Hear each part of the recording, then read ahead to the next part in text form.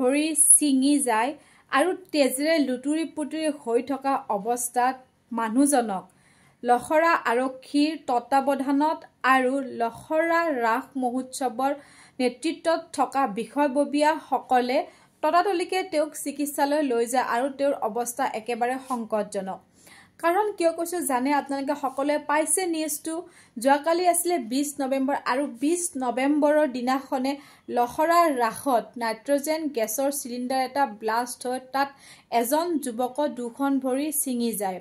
আৰু এই গেছ হৈছে আপোনাৰ বেলুন ফুলাবলৈ যিটো গেছ আমাৰ ব্যৱহাৰ কৰা চিলিণ্ডাৰত লগোৱা থাকে জানে সেই গেছ ব্লাষ্ট হোৱা বুলি সম্ভেদ পোৱা গৈছে। আৰু মানুহজন যিজন মানুহৰ ভৰি দুখন ছিঙি গৈছে ভৰি দুখন এতিয়ালৈকে বিচাৰি পোৱা নাই আৰু ভৰি দুখনৰ মাজত তেওঁ চিলিণ্ডাৰটো লৈ পেলাই বেলুন ফুলাই আছিলে নাইট্ৰজেন গেছ জানে যিবিলাক আমি গেছ দিয়া বেলুন বুলি কওঁ সেইবিলাক।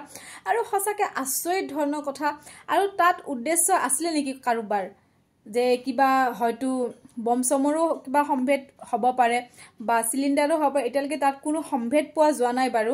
যি কি নহওক এটা কথা হ'ল ভাগ্য ভাল আছিলে সেইদিনাখন ভাগ্য ভাল আছিলে যে চিলিণ্ডাৰ বিস্ফোৰণৰ পাছত কাৰো একো ক্ষতি নহ'ল অকল এজন লোকৰহে ভৰি দুখন ছিঙি গৈছে বা আঘাতপ্ৰাপ্ত হৈছে বাকী কাৰোৱে হোৱা নাই।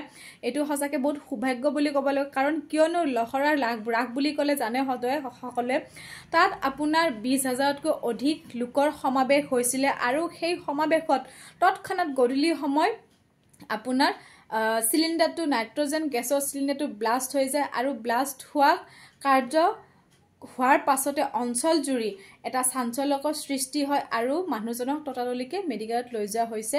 কিয় কৈছো বেলুন উদ্দেশ্যে হৈছিলে ল'ৰা ছোৱালী কাৰণ নাইট্ৰজেন গেছ থকা বা গেছ থকা বেলুনে ল'ৰা ছোৱালী বা শিশুৰ প্ৰতি আকৰ্ষিত। কাৰণ কিয়নো শিশুসকলে বেলুনৰ প্ৰতি এটা বেলেগ এটা তেওঁলোকৰ মানে লাগাব বুলি কয় যিটো সেইটো আছে আৰু সিহঁতে বেলুন ল'বলৈ যাওঁতে মানে গধূলি সময়ত যিবিলাক মানুহে ৰাস চাবলৈ গৈছিলে আৰু তেওঁলোকে সেই ৰাসত বেলুন ক্ৰয় কৰিব গৈছিলে আৰু সেইখিনি সময়তে আপোনাৰ নাইট্ৰজেন গেছটো ব্লাষ্ট হৈ যায় আৰু লগে লগে মানুহজনৰ ভৰি দুখন ছিঙি যায়।